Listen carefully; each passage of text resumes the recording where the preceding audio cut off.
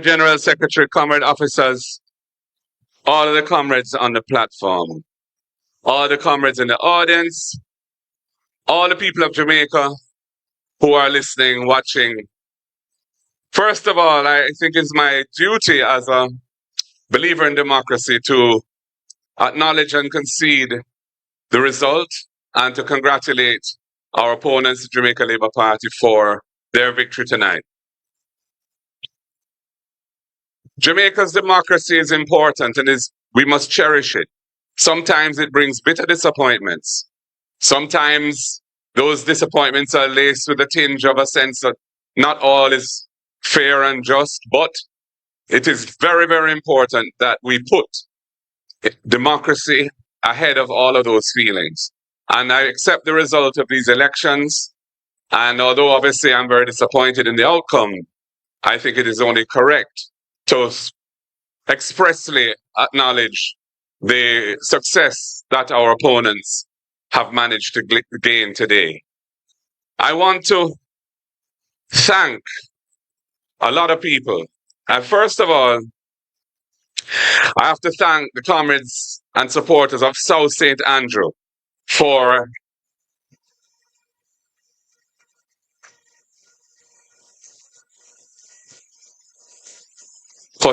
standing with me, for coming out today in their numbers, and for giving us a decisive victory in the constituency which I have the honor to serve.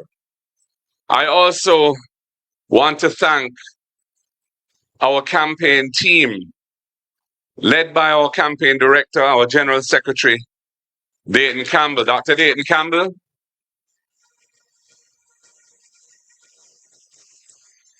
Also a newly minted Member of Parliament. Congratulations to him on his victory in Eastern Westmoreland. And all the other members of the campaign team who worked with him. There are a number of names there. I don't want to attempt to go through all those names because I'm going to probably forget somebody and then I'll regret it. But they have done a tremendous job. The communications team, I want to thank them publicly for the work they have done. And that is a night and day kind of job. It starts very early in the morning and goes on till late at night. So their commitment to the task at hand is remarkable, and I want to thank them deeply for it. All of our candidates who ran in this election and their campaign teams, I want to thank them for their effort, for their commitment to the country, to the democratic process. I want to, of course, congratulate the 29 who have been successful tonight. And we have more than doubled our number of MPs tonight.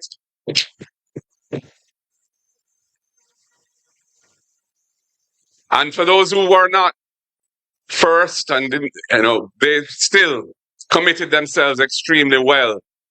And I want to say that this was a wonderful demonstration of the maturity of Jamaica's political process, that we could go through such a closely fought election without any violence to speak of. And, we must all give ourselves a round of applause.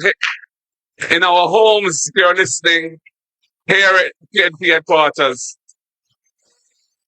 because that was not always the case. And I want to just thank all of the pioneers who led that process to where it is today, where I think we can safely say that Jamaica is a place that really cherishes and respects the democracy that we have built. I want to thank the people of Jamaica for having received us so well and having given us, hundreds of thousands of votes and given us 29 seats. We don't take that for granted. We thank you for your time today. I know the voting was often painfully slow, and that's an issue which more will have to be said about, because it's an undemocratic situation when people, elderly and other people, have to be in the hot sun lining up to vote for sometimes hours. And it should not be that way. We should do better, and we have to do better. I must tell you that I'm proud of the platform that we put forward for the people of Jamaica.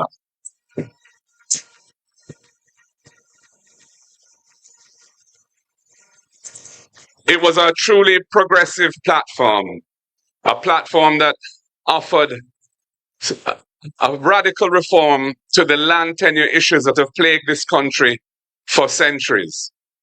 A radical platform that would have enhanced the standard of living and quality of life of those working families that are struggling to survive now by giving them significantly lower tax burdens on their income. Progressive in a social justice sense as well, around issues such as beach reform, contract work, and other things which really need to be addressed because there are injustices in our society which cannot be tolerated and should be modified and rejected in their current form. So I just want to thank all of the team that came together and developed those ideas and put them forward boldly and without reticence. And I think that for many Jamaicans, they saw the benefits and the power that that platform and those ideas and proposals would have delivered.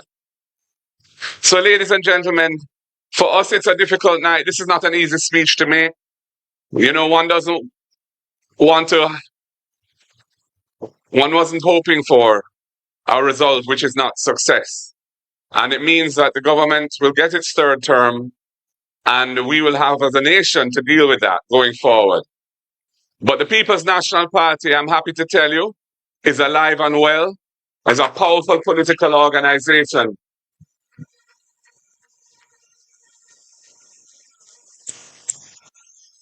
And has embraced modernity in its methods and has definitely, I think, over the last few years, come a long way towards being a competitive political force in Jamaica. And as the General Secretary said, the work begins right away to prepare ourselves for the next opportunity to offer ourselves to serve the nation in government. And I believe the people will, in due course, give us that chance. Ladies and gentlemen, comrades and friends, the word is love. Power to the people. God bless you all. Thank you for your support.